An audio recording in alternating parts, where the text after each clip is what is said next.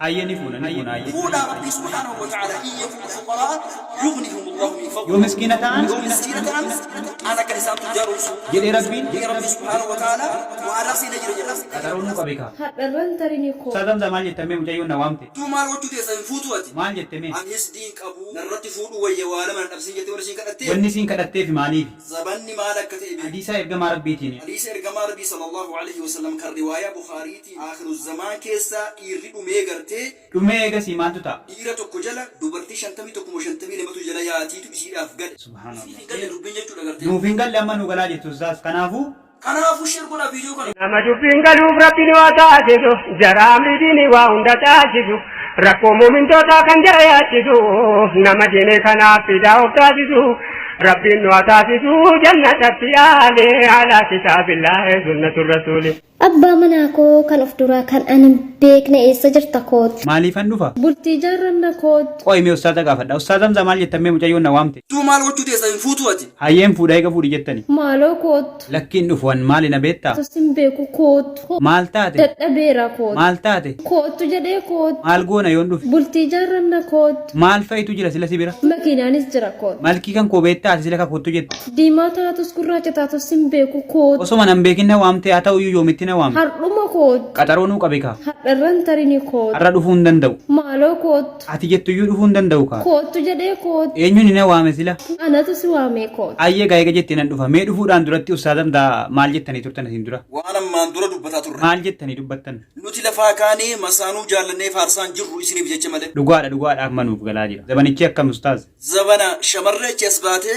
abbaa manaa koo akka ati jirtuun beeku kootu eeyyee nu waamte gaanilee dhaquu edaa maal jettan jettee yaammattu keessa jirra kunoo subhaanallah obboleettiin keenya kun nu waamaa jirti tarii namni akkasiitis jiraachuun ni mala obboleettiin keenya sun achi as baatee jechuudha kan rabbiin hisdii keessatti nuumin isin inshaallah warra jannataati inshaallah warra jannataa rabbi si'a godhu maal jette mee an hisdiin qabuu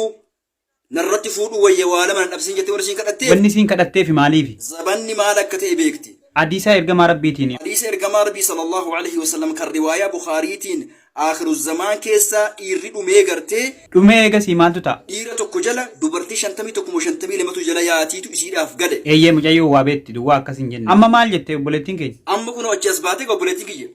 abbaa manaa kiyya hoottuu achi as baatee lallabuu jirti yaamuu jirti jechuudha eeyyee anillee waamicha si waadhee dhufee bara ustaas eessa jirtan dhiiraa biyyooti nuti keessa dhibne hin jiru biyyoota Awurooppaa Ameerikaa biyyoota Arabaa biyyoota mara keessa jira ustaas jirra jaa jirtu jirra eessa jirtu bakki nuti dhibne hin jiru ustaas biyya alaatis biyya keessa sinuma jirra baqannee hoolaa fi re'ee fi gartee kaan kanadaa kan Awustiraaliyaa kaan gartee biyya Arabaa keessa jirra jaa silaan fuutanu eeyyeegaa kun baqaa tawaa hedduu baqannee garbummaa baqannee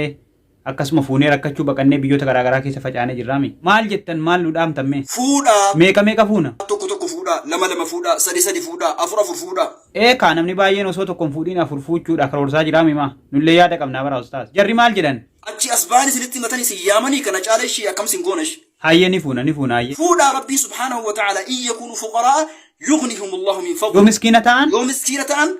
ana kan isaan tujjaaromsu jedhee rabbiin rabbii subhaanahu wa ta'ala waadaa seenee jira jechuudha ajaba hojii rabbii rasuulli alayhi salaatu wassalaam rabbii subhaanahu wa ta'ala nama sadii fi waadaa seene akka jara rakkifni akka jara cinaa dhaabbatu sadan sana keessaa hoo sadan sana keessaa tokko namticha gartee rabbiif jecha haraamarraa of qabuuf jecha nikaa sahiihaan nikaa hidhatee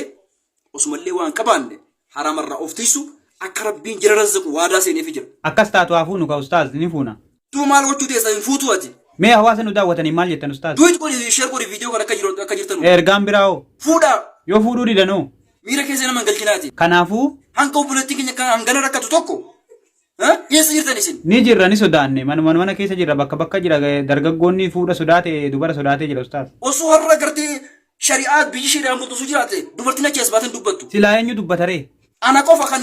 waan jiru na jira hubatee jiru isiniif hin galle dubbiin jechuudha gartee nuuf hin galle amma nu galaa jirtu ustaaz kanaafuu sheer godhaa viidiyoo kana sheer goone hoo hundi keessan fuudha hayyee ni fuunamee warra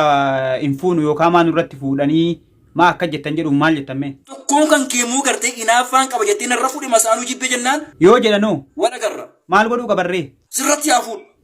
maal jettanii mee isiidhaan dubara takkaan maal jettanii lama sadis afur isaa fuudhu hayyee eega jettanii egaa lama sadii eega sirratti fuudhu jettanii du'aa godhaafi rabbi obsisiifa kennu aamiin hayyee hawaasa viidiyoo kana daawwate maal jettan sheer godhi viidiyoo sheer godhaa jedhanii jiranii ustaaziin sheer walii godhaa galatoomaa itti bohaartanii ta'illee waa irraa hubachuu mala viidiyoo biraatii walitti deebina turtii gaarii.